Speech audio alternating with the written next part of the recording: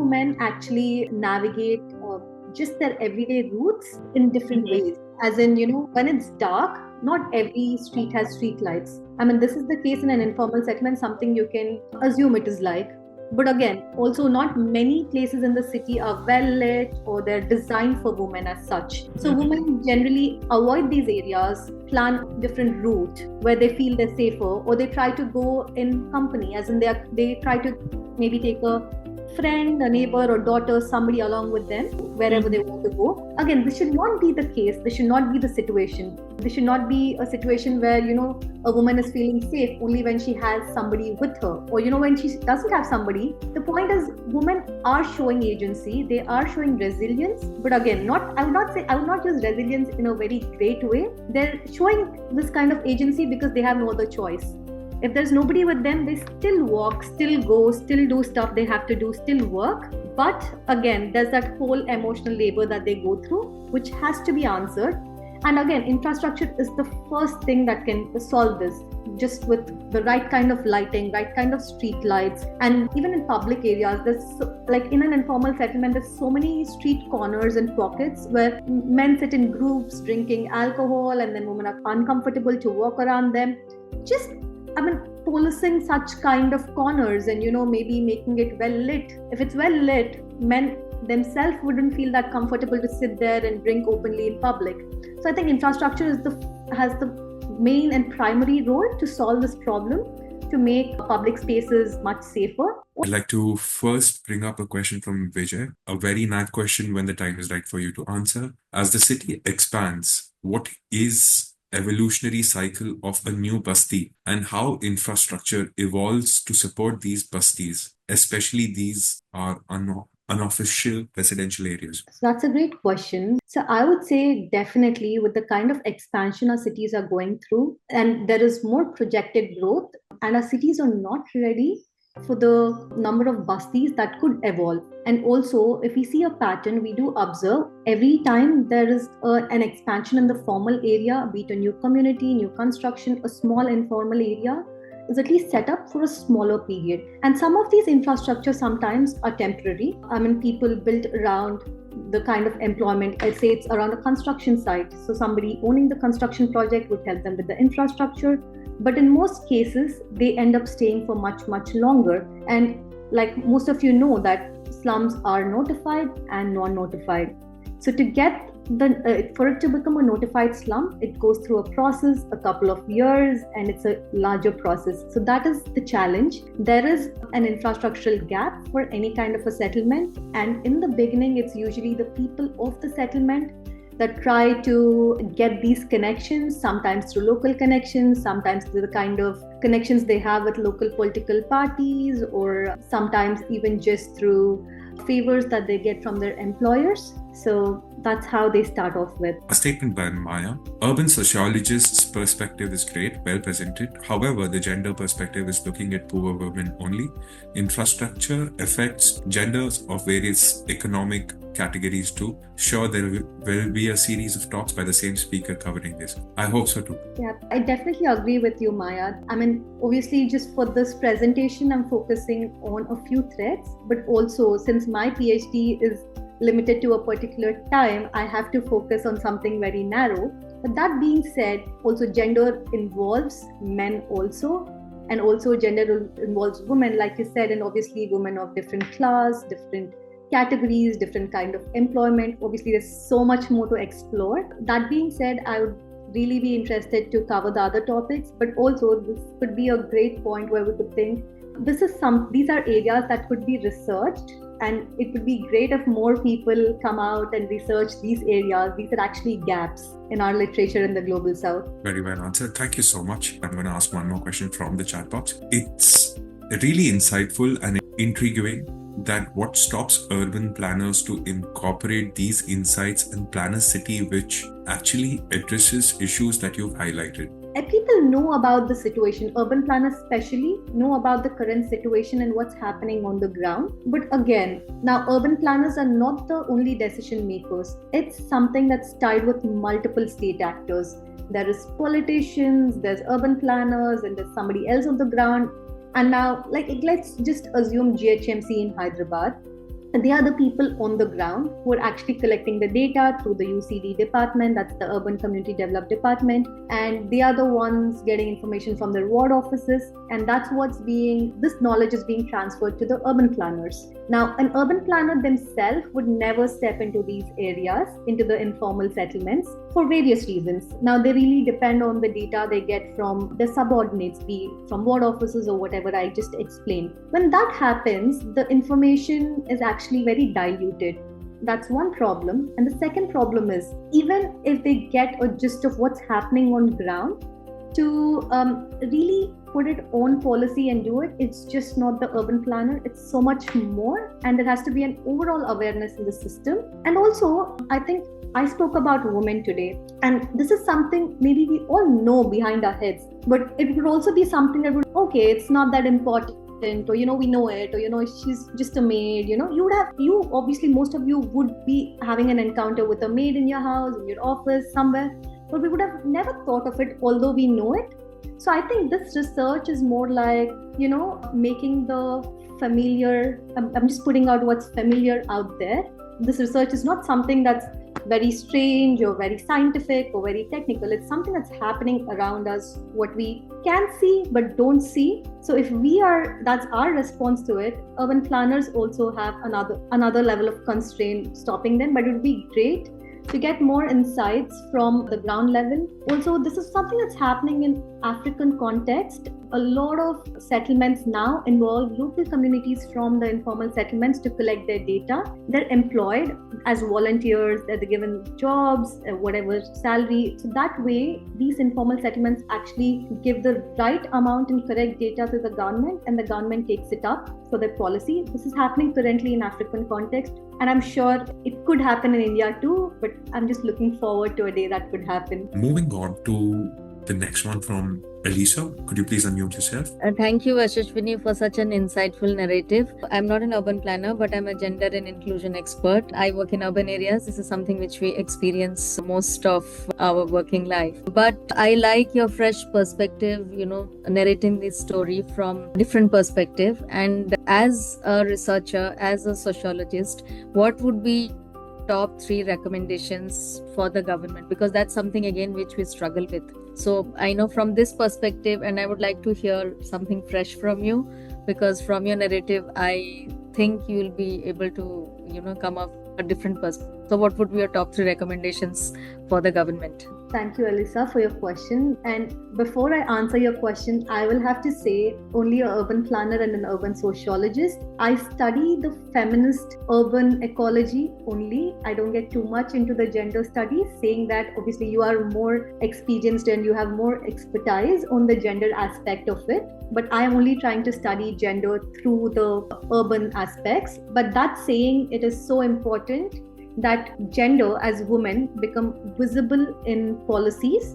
And I don't think I can give recommendations at this stage to the government, but if you ask me from my research perspective, I would only say that number 1, for women to be more visible in policies in urban areas. That is, as a part of my fieldwork, I did interview some state officials, be it GHMC officials or some politicians. They believe that they're doing a lot for women. That is, when I asked them what exactly they're doing, they said about the toilets that they're providing.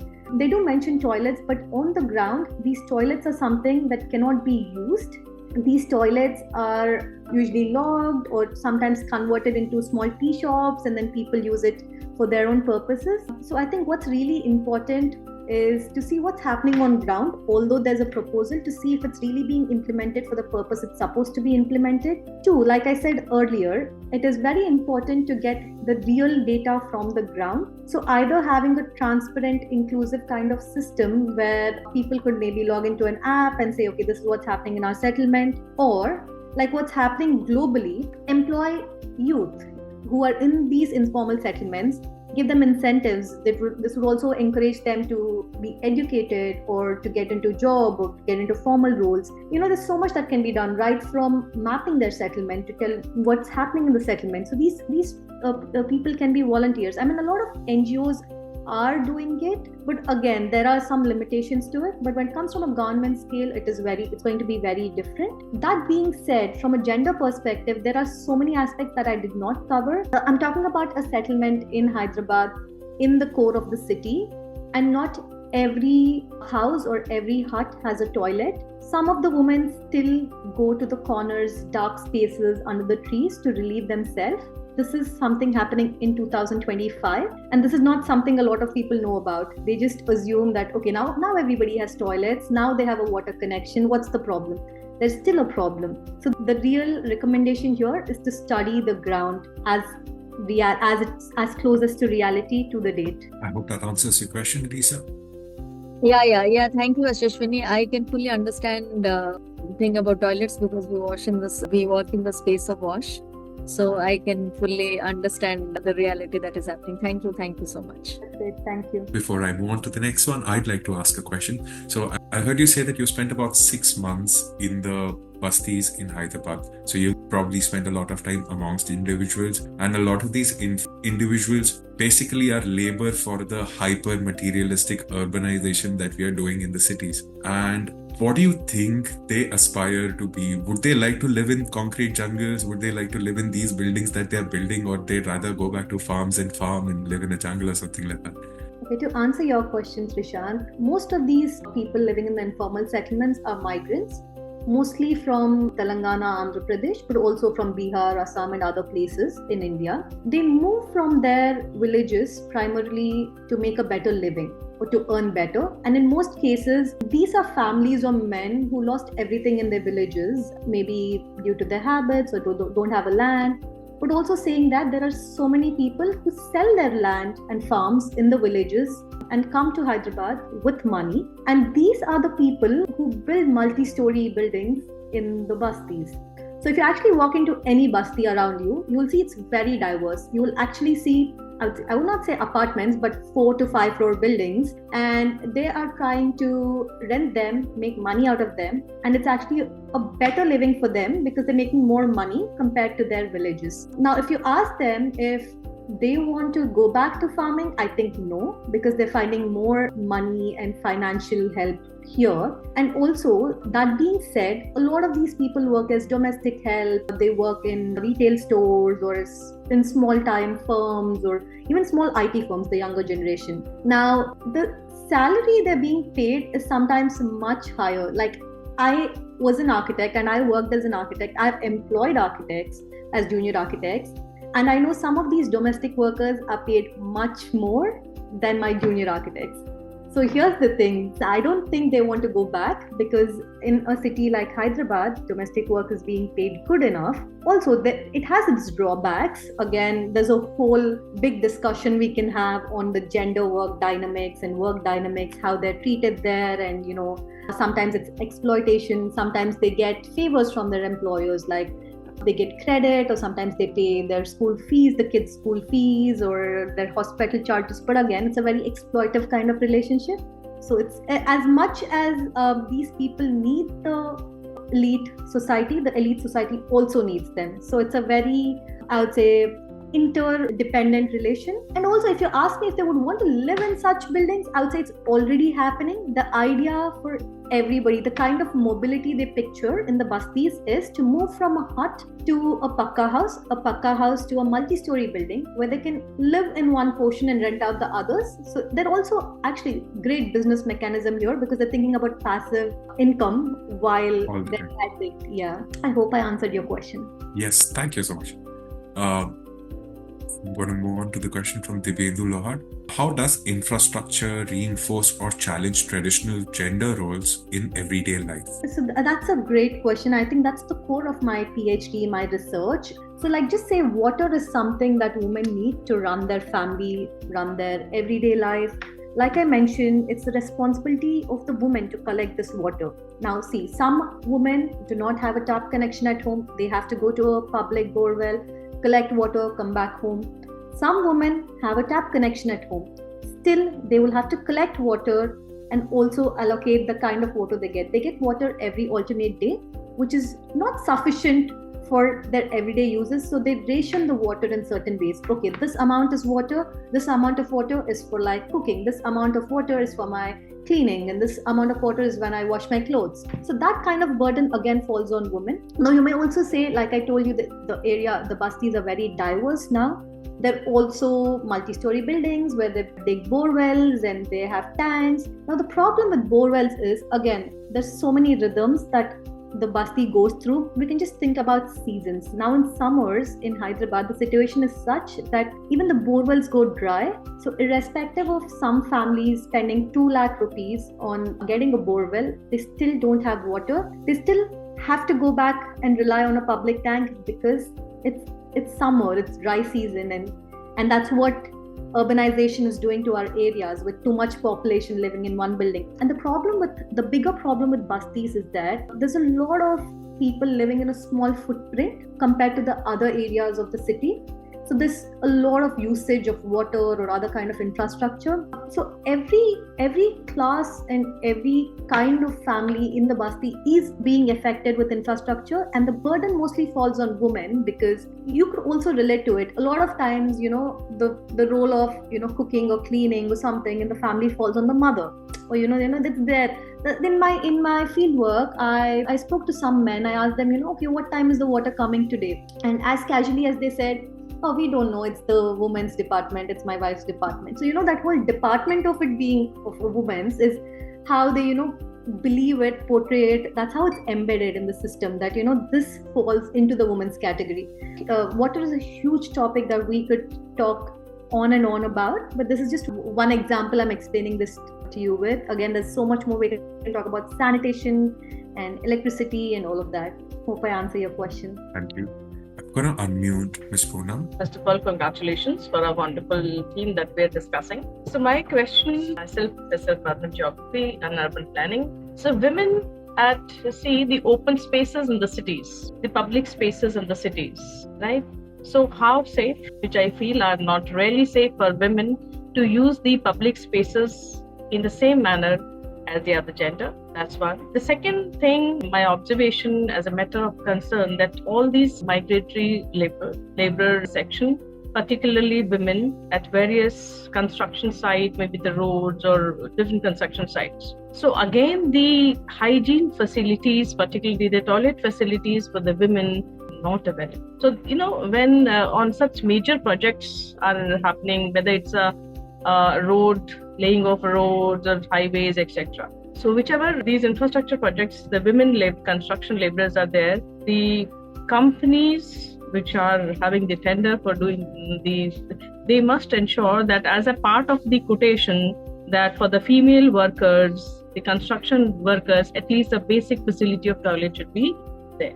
Yeah, that's great insights from you, Ms. Poonam. For your first question, if public spaces are really safe for women, I would say no. Like you said, it's not really safe. And let me just talk about the informal settlement, since that's my study area. I can talk about the entire city, but for now, let me talk just about this. These women actually navigate just their everyday routes in different ways. As in, when it's dark, not every street has street lights.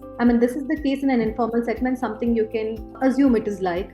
But again, also not many places in the city are well lit or they're designed for women as such. So women generally avoid these areas, plan different route where they feel they're safer, or they try to go in company, as in they try to maybe take a friend, a neighbor or daughter, somebody along with them wherever they want to go. Again, this should not be the case. This should not be the situation. This should not be a situation where, a woman is feeling safe only when she has somebody with her, or when she doesn't have somebody. The point is, women are showing agency, they are showing resilience, but again, I would not use resilience in a very great way. They're showing this kind of agency because they have no other choice. If there's nobody with them, they still walk, still go, still do stuff they have to do, still work. But again, there's that whole emotional labor that they go through, which has to be answered. And again, infrastructure is the first thing that can solve this, just with the right kind of lighting, right kind of street lights. And even in public areas, like in an informal settlement, there's so many street corners and pockets where men sit in groups drinking alcohol, and then women are uncomfortable to walk around them. policing such kind of corners and, maybe making it well lit. If it's well lit, men themselves wouldn't feel that comfortable to sit there and drink openly in public. So I think infrastructure has the main and primary role to solve this problem, to make public spaces much safer. Also, it's not just infrastructure, I understand, but at least something that can be done at step one should be infrastructure. I think the second question was about toilets in a lot of construction sites. I totally agree with you. It will be great to have a policy like that. But also, you're talking about construction sites, and I'm talking about permanent informal settlements, permanent bastis. Even there, women still do not have toilets at home or public toilets, and they still go out to some corner on everyday basis, and they've been living there for decades, and they've been living there in hope of a house, in a hope that either they would get a 2-bedroom government scheme or they would get a patta, and they're still in that hope. So I would say the hope of the women didn't die even after 10-20 years. But again, there is a lot of state absence that we see here, which has to be answered. But on the other hand, when I did take this matter to some of the state officials during my field work, they believed that most women and most houses had toilets. So on the contrary, something else is happening on the ground. So again, this brings back to my point that it is very important to document the right kind of situation of what's happening on the ground. I think that's where the transparency is lacking. Sorry, I hope I answered your question. Absolutely. Thank you so much.